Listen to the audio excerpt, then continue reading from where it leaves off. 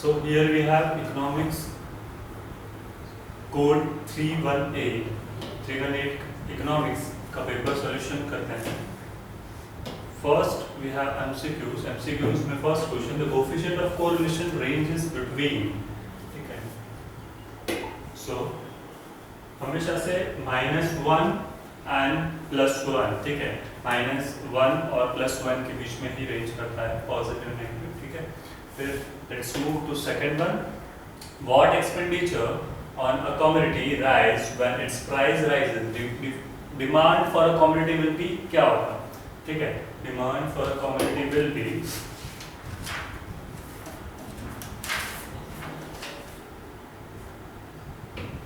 more than unit elastic.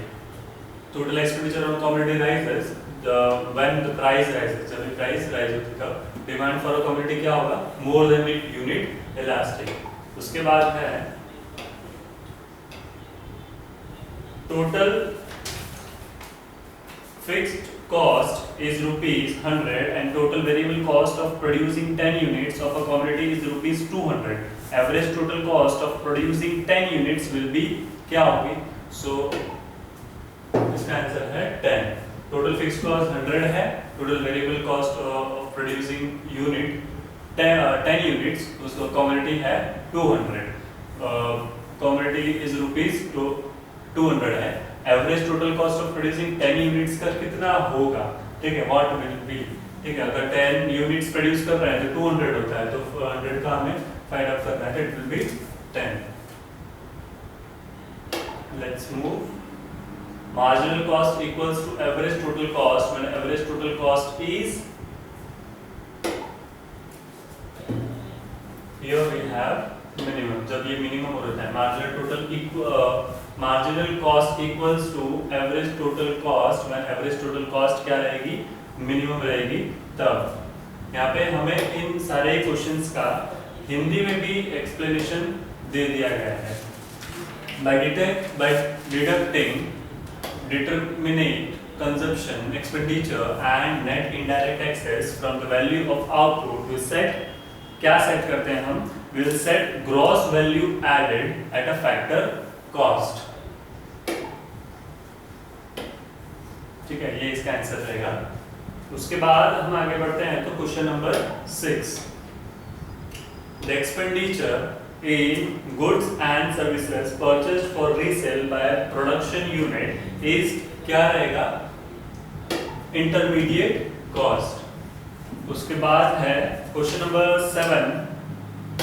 Domestic income will be more than the national income when net factor income from abroad is क्या रहेगी, जब net factor income abroad की क्या रहेगी, more than the domestic income होगी तब. उसके बाद है at equilibrium level of national income.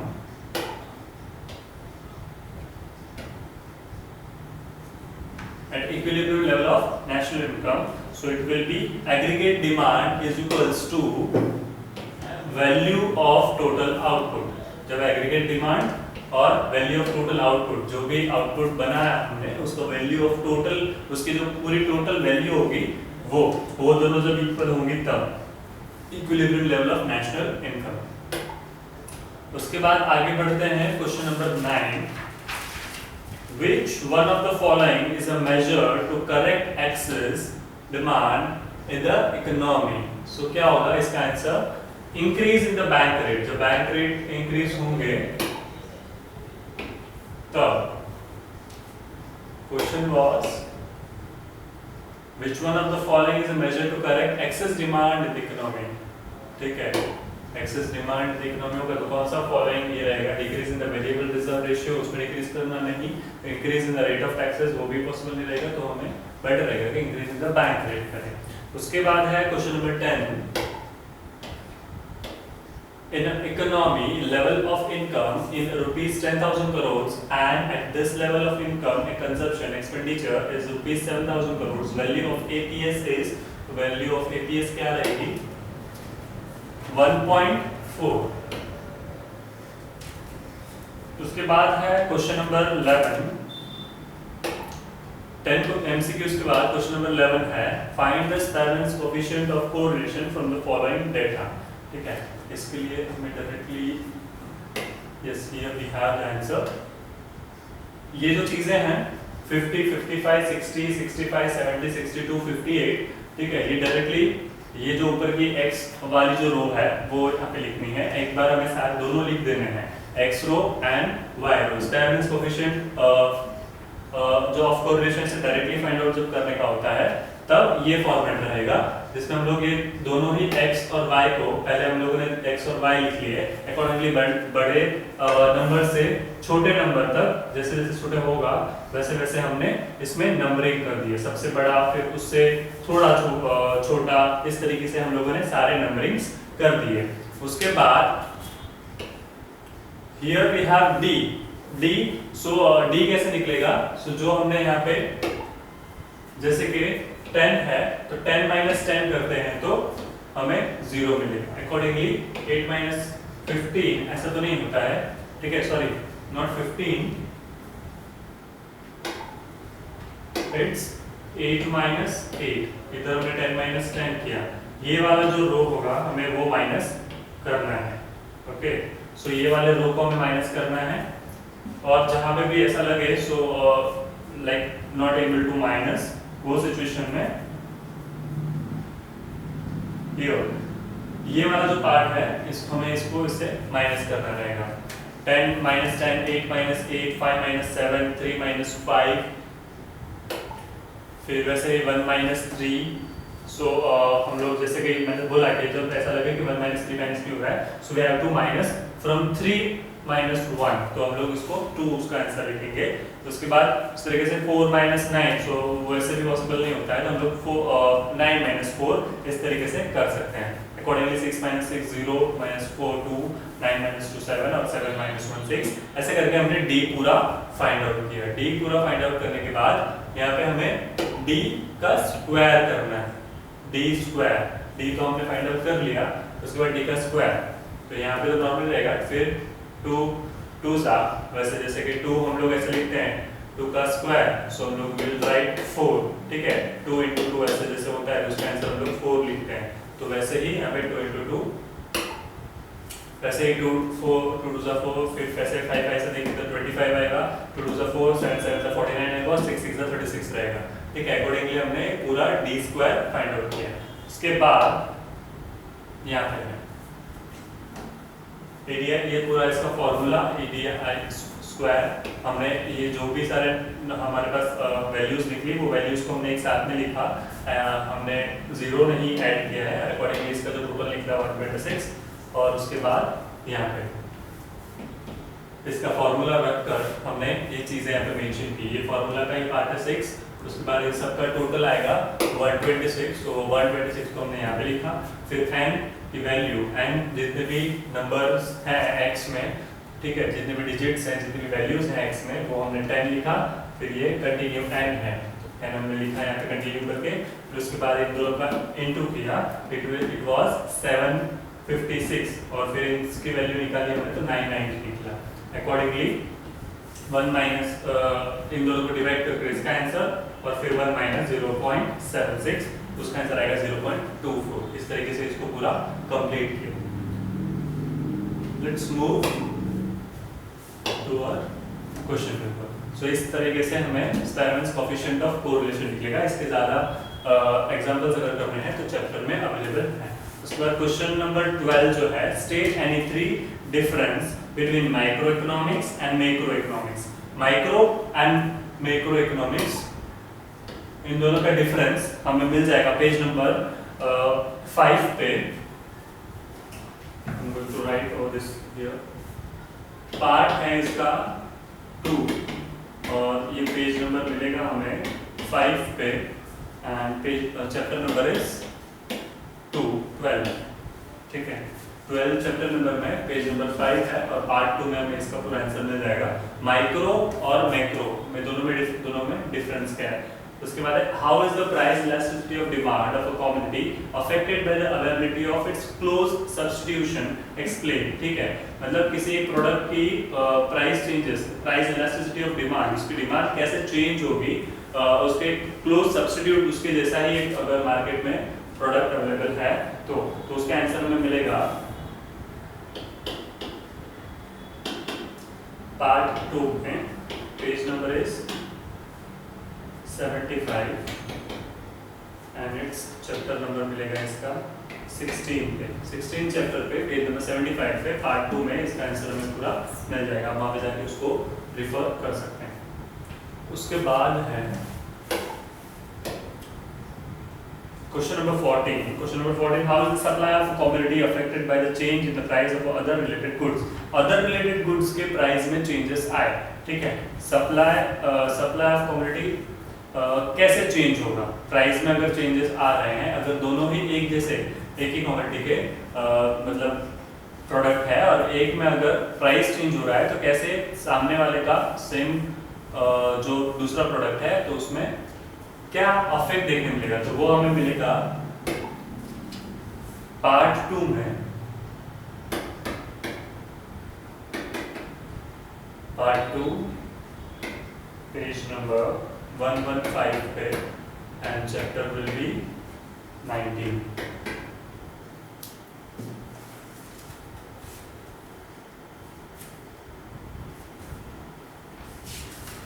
Then question number 15,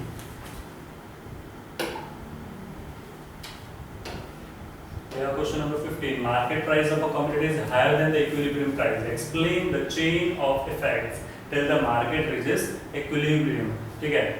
इसका answer we have here, you can write it or you can also search it from Google as well, ठीक है।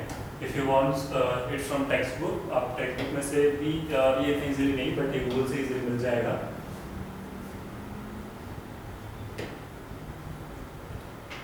If you want to write, then you can write from here, और इसके अलावा आप Google में भी अगर क्वेश्चन टाइप करते हैं वहाँ से भी इजीली मिल जाएगा।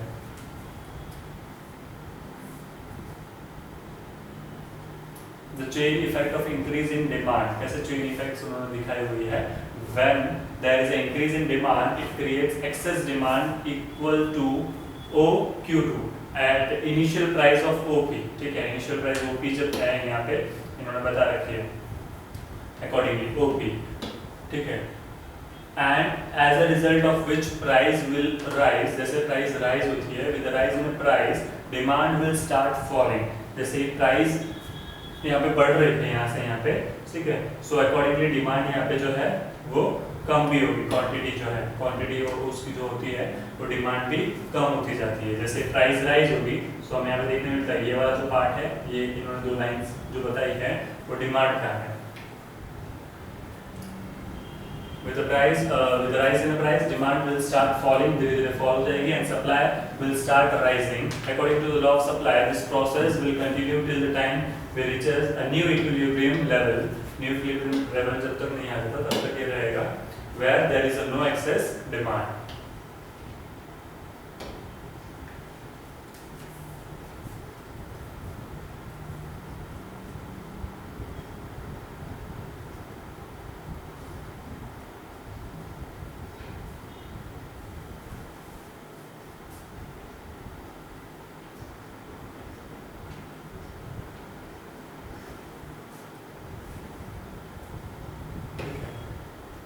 Let's move और क्वेश्चन ये 15 था। इसके बाद 16 क्वेश्चन जो है ये आप इसके जैसा ही सेम क्वेश्चन अवेलेबल है पार्ट 2 में, उसमें से आप इसे प्रैक्टिस कर सकते हैं। पार्ट 2 सिर्फ आपको वैल्यूज चेंज कर ये क्वेश्चन का फॉर्मूला मतलब उसमें अप्लाई कर सकते हैं, तो आपको इजीली इसका प्रैक्टिस भी हो जाएगी। Chapter 25 and page number is 211। इसमें इसमें पेज जो है पेज नंबर 211 पे ये पार्ट 2 का चैप्टर 25 उसमें आप सेम क्वेश्चन अवेलेबल है, उसको आप रेफर करेंगे तो आपको सेम इसका पूरा कंटेंट मिल जाएगा। Calculate the gross value added at a factor cost पे ग्रॉस वैल्यू एडेड, इसको हमें कैलकुलेट करना है।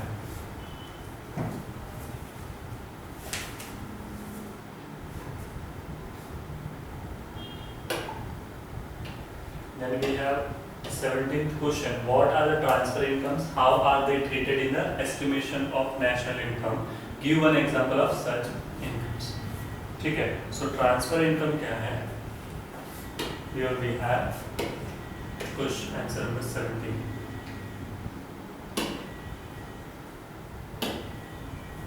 उसके बाद है what क्वेश्चन नंबर 18 है in the economy in an economy investment increased by rupees 400 crores and MPC ठीक है in 0.8 calculate the total increase in the income in the economy. इस ये हमें मिलेगा हमें रेफर करना है नंबर 26 पेज नंबर 235 पे 235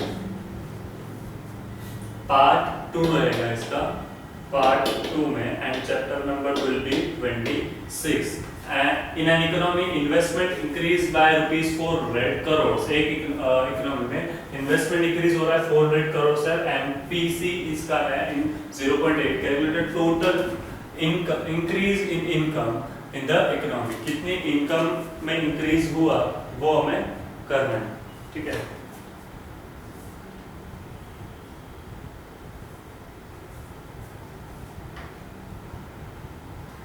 उसके बाद है question number 19 how do the commercial banks create credit explain with the help of a numerical exam देकर इसे करना है सो पेज नंबर मिलेगा हमें पेज नंबर 280 पे page number 280 part 2 and chapter number 28 chapter number will be 28 ठीक है page number 280 पे हमें ये मिल जाएगा इसका आंसर पार्ट 2 में चैप्टर नंबर 28 का है ये उसके बाद हम आगे बढ़ते हैं question number 20 distinguish between revenue receipts and capital receipts in a government budget. Give one example of each. ये हमें मिलेगा पेज नंबर 292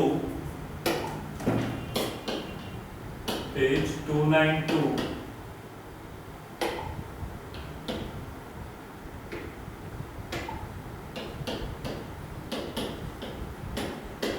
एंड 293 पे इसका आंसर अवेलेबल है जो कि पार्ट 2 में मिलेगा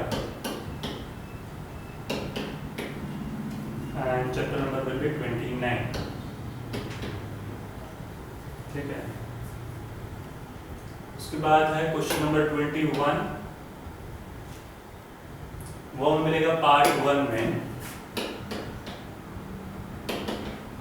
part 1 page number 163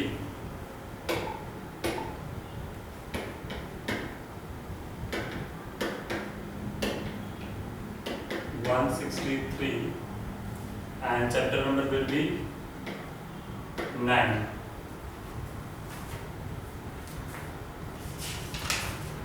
steps involved in calculation of standard deviation in continuous series by assumed mean method से हमें समझना है उसके बाद है हमारे पास question number 22 explain the central problem what to produce with the help of example तो ये हमें मिलेगा पार्ट 2 में page number 12 and chapter number 13 उसके बाद explain any two reasons responsible for the operation of law of demand ठीक है 23 है part 2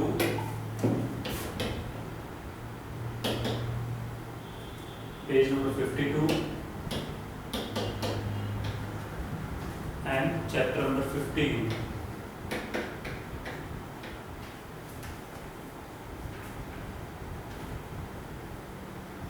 explain two reasons responsible for the operation of law of demand वो मिल जाएगा पार्ट 2 में page number 52 पे chapter 15 पे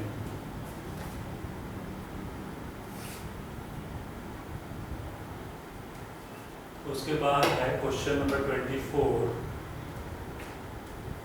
ये हमें मिलेगा if the price of a commodity rises by 20% and the result its quantity supplied increases from 100 units to 125 units, calculate the price elasticity of supply of the commodity। ठीक है, हमें यहाँ पे price elasticity of supply find out करना है। It will be in part 2, page number 135 पे and chapter 20 पे। उसके बाद है question number 25। What is meant by monopolistic competition? Describe any three main characteristics of monopolistic competition। वो मिलेगा हमें पार्ट 2 में। मोनोपोलिस्टिक कंपटीशन के बारे क्या है और उसके 3 मेन कैरेक्टरिस्टिक्स हमें बताने हैं। It will be in part 2, page number 149 and chapter 21। उसके बाद है what is marginal propensity to consumer MPC, how it is related to the marginal propensity to save MPS। let's say in part 2, उसके बाद page number 231 and chapter 26, marginal propensity to consumer। ठीक है, then we have question number 27। The following data provide the information about weekly wages of 100 workers। हमें क्या करना है, arithmetic mean find out करना है using step deviation method। ठीक है, मेरे पास सारी चीजें हैं, वो हमें मिलेगी। ये सेम हमें रिफर करना है, ये सेम क्वेश्चन, इसके जैसा ही क्वेश्चन अवेलेबल है इलस्ट्रेशन 8,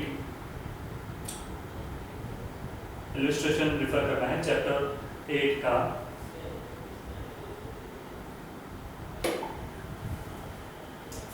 पेज नंबर 113 एंड 114। ठीक है, 113 114 में पार्ट 1 और चैप्टर नंबर 8 है। पार्ट 1 का चैप्टर नंबर 8, उसमें इलस्ट्रेशन है, वो आप रेफर करेंगे तो सेम इसका मिल जाएगा, सेम टू सेम। ये सारे सिर्फ डिजिट्स उसमें यूज कर रहे हैं, जो भी सारे वैल्यूज है वो उसमें रखकर आप उसके फॉर्मूला वाइज उसको फाइंड आउट करेंगे तो आपको भी पता चलेगा। उसके बाद 28, व्हाट आर इंडेक्स नंबर्स। ठीक है, इंडेक्स नंबर क्या है वो हमें बताना है। So it will be in page number 204 and 216। फिर पार्ट 1 में है ये एंड चैप्टर नंबर 11। ठीक है, फिर उसके बाद है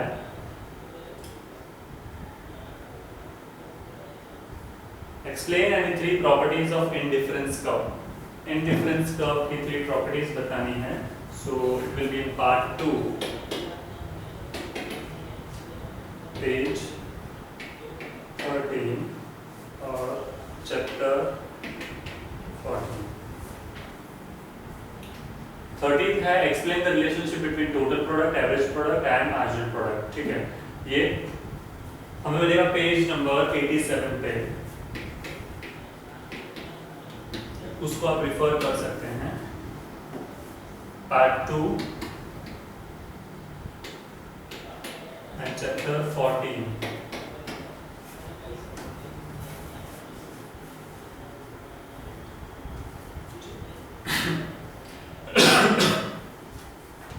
चैप्टर 14 में मिल जाएगी, पार्ट 2 में पेज नंबर 87 पे। सो इस तरह आप लोग ये सारे अगर आपको लिख कर या फिर उसको सिर्फ आपको रीड कर भी अगर समझना है तो वो कंटेंट आप समझ सकते हैं और अकॉर्डिंगली उसकी प्रैक्टिस कर सकते हैं।